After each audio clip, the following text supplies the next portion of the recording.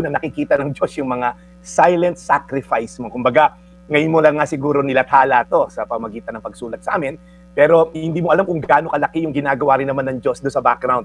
The fact that you're alive, you have the strength para buhayin yung anak mo, nagsasakripisyo, alam ko na alam ng Diyos ang pinagdadaanan mo. In fact, sabi nga niya, the Lord is close to the brokenhearted. Malapit daw siya sa mga taong tumatangis sa hirap at taong mga umaasa sa Kanya. Pangalawa ko, Jojo, you are not your debt. Ibig sabihin, hindi ka madidefine ng sitwasyon mo ngayon. Yung utang mo, anak ka pa rin ng Diyos.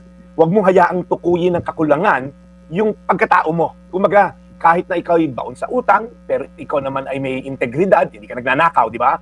Hindi ka gumagawa ng illegal at immoral para makapag-provide sa anak mo. Ibig sabihin, nilalaban mo.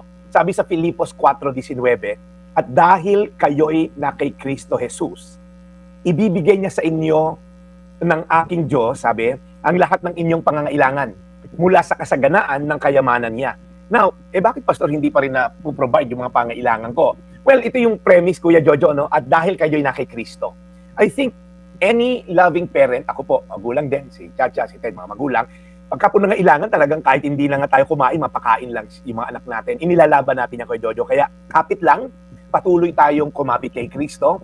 Hindi mo kailangan kayaning mag-isa, lumapit ka sa Kanya araw-araw, bawat araw na lumilipas, kasama mo ang Diyos. Live by hope, not by history. Isang payo ko ulit, mahirap ang sitwasyon mo, oo, pero tandaan mo, kailangan mong magtagumpay, kailangan mo ipagpatuloy, kasi maraming umaasa sa iyo. At I'm sure, kung makahanap ka ng komunidad, baka may malapit sa iyong simbahan, may malapit sa iyong civic organization, I think, pag nagboluntaryo ka, tumulong ka, the Lord will continually bless you. So, kumbaga lawakan mo yung circle of family mo, Kuya Jojo. At as I end, ang haligi ng tahanan ay hindi yung perfectong ama, Kuya Jojo, kundi yung ama na kahit sugatan, patuloy pa rin lumalaban. Yan ang dasal ko sa iyo, Kuya Jojo, na ikaw ay patuloy na umasa sa Diyos, patuloy na lumaban, dahil ang Diyos hindi pababayaan ng mga taong umaasa sa Kanya. Amen?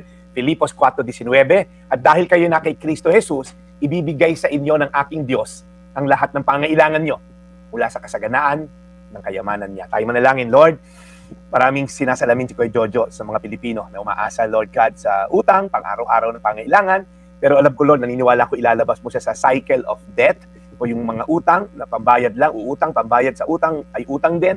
Lord, ilalabas mo siya sa cycle na yan dahil bibigyan mo siya ng panibagong pag-asa. Ngayon nga, nasumulat siya sa amin, nawa ay makatulong, Lord, ang mga salita mo, at hindi lang yung salita mo, yung aksyon na gagawin niya pagkatapos na to. Kung may kailangan ituwid, kung namumuhay sa kasalanan, itama, dahil ang premise mo, ang mga na kay Kristo. Yun ang pinakamahalaga. Sa pangalan ni Jesus. Today's Amen. Reflection with Pastor Jeff Eliscopides.